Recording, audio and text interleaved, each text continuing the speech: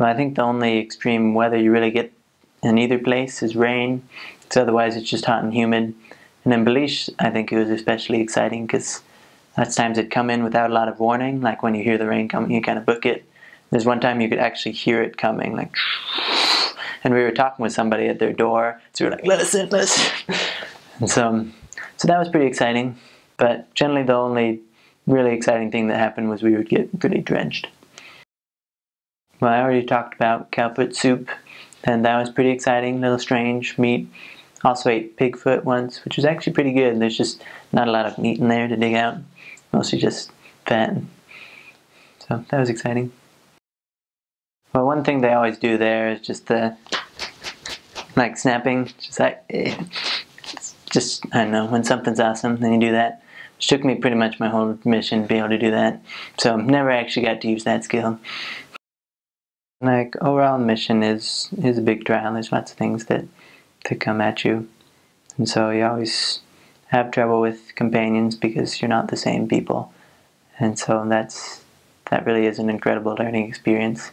To be able to learn from those kind of companions and be able to learn how to be more patient with people that aren't the same as you.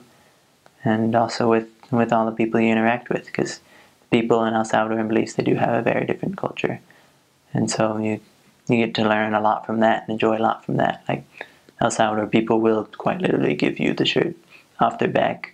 And if you ask them about like a food or something, then, hey, what are you eating there? It's like, hey, you want some? It's like, well, okay. They'll just give it to you, which is incredible because they don't have much. I think overall, the greatest lesson I learned was just patience overall. That mission is a trial. It is something hard. But you experience so many incredible things, and you know that all good things come in the Lord's timing, and they are worth so much more when you wait for them.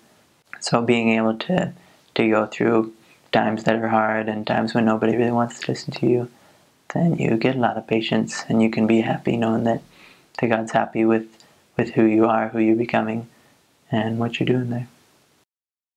I think what's pretty dangerous in general is just the transportation overall. There's lots of different kinds of things go on. Like they have those pickup trucks that just have the metal like barring like hooked up on the sides, they throw a tarp over the top and stuff, like 30 people in the back.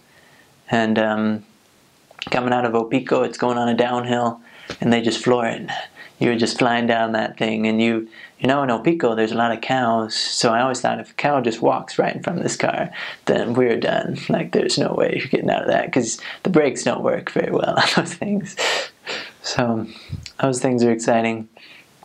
And a lot of the little vehicles they use as taxis, then they've just got these little wheels, and you know they don't really have the same kind of security like we have in the States.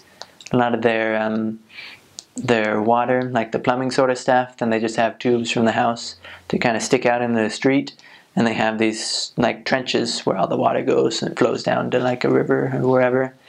And lots of times, I guess sometimes they do like cover most of it in concrete, but then they have the holes where they don't really cover them with anything, so you can just fall right down into those. One of my companions almost did fall in because there was like a blackout, and we were standing right next to it. He just backed up a little bit, just went whew. But I'm not sure how he managed it. Somehow he grabbed onto something and didn't completely destroy himself. But those are pretty cool.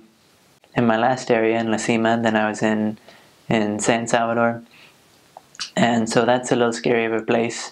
Except La Cima is very calm. Like all the housing developments, they have guards out in front of them, and the guards have these enormous guns. And that's always very exciting. Like the fast food places, you'll see this huge guard in front of it with this enormous gun. Generally they'll open the door for you because they're really not doing anything there.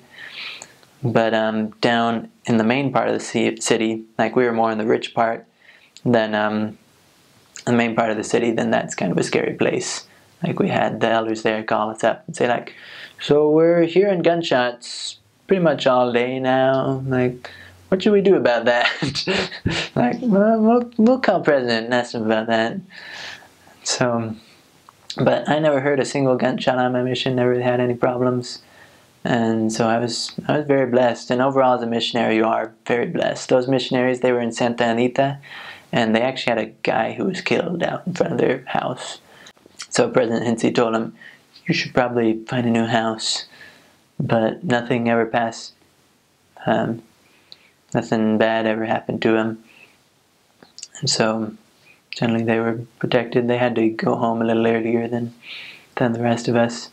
But as a missionary, you are very protected. I never heard of anything bad happening between the missionaries and the gangs, except for just heard about